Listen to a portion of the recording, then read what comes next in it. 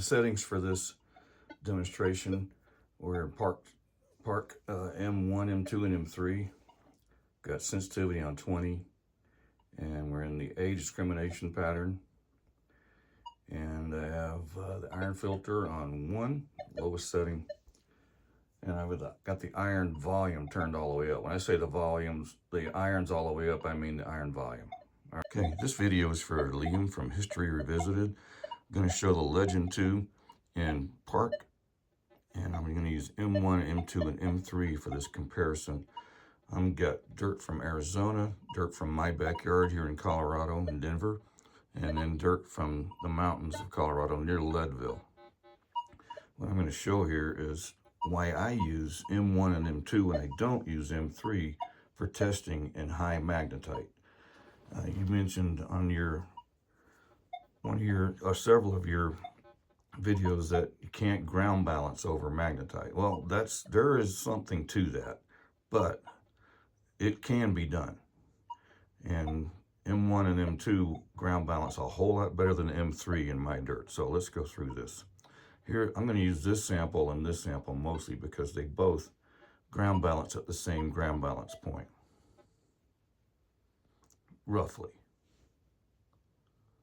This dirt on the left from Arizona has more volcanic material in it. This has some volcanic ash, but it's mostly decomposed granite. All right, so now we got M1. We're looking at the mineralization meter for each one of these samples. A little bit higher, and it'll peg it if I leave it there long enough. There we go. So magnetite, extreme magnetite, high magnetite, a little bit more moderate magnetite. All right, now let's look at the 3 frequency weightings here. This one's ground balanced, fairly quiet. I've got the iron turned all the way up. M2.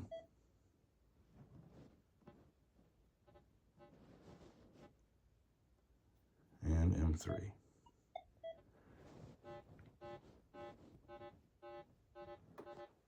Well, let's ground balance in M3 and see if we can get it to quiet down.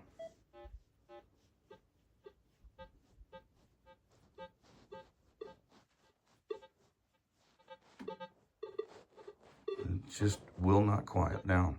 So for me, this is an example of M3 not ground balancing. Okay, let's see if we can get back to M2. Ground balance over that, sorry. Very quiet. That's as ground balanced as you're going to get. And the Equinox reacts the same way. Manicore, same thing. Okay, M1. Slightly. There's some slight ground noise, but I can deal with that. Let's go back to M3 to compare again.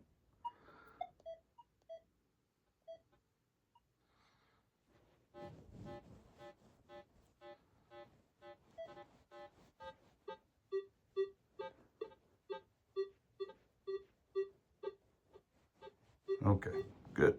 All right. That's what I wanted to show you there. And let's see if we can get the same thing on this problem. Really noisy.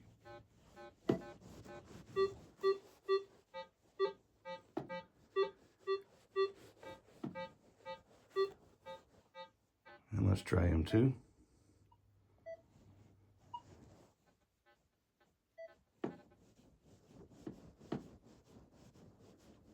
Yep, that's good ground balance. I would be able to hunt with that. All right.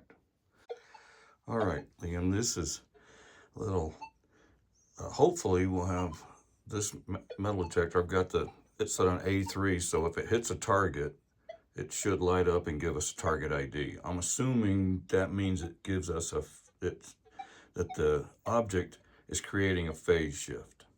So we've got pyrite, limonite after pyrite, botryoidal hematite, and 4 different pieces of magnetite, all from Colorado. Literally, that's magnetite with quartz and mica all over it. So let's see what happens here. Pyrite. Not getting anything. Limonite. Faint little sound. Botryoidal hematite. Okay, and the first magnetite. And that's coming up at the lowest ferrous number.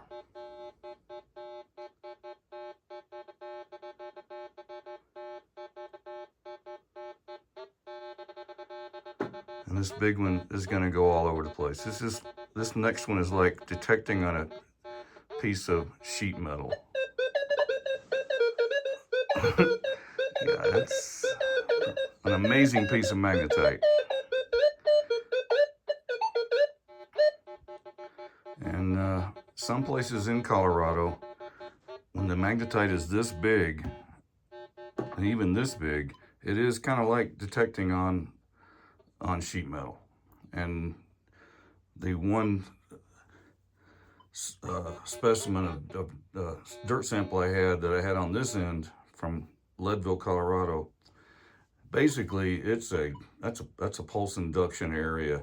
You might get 2 or 3 inches of accurate information on any VLF detector, even with multi-frequency, and that's about it. Single frequency goes nowhere in that dirt, and it's got to be run at least 30 kilohertz or higher to get any kind of penetration or any kind of results.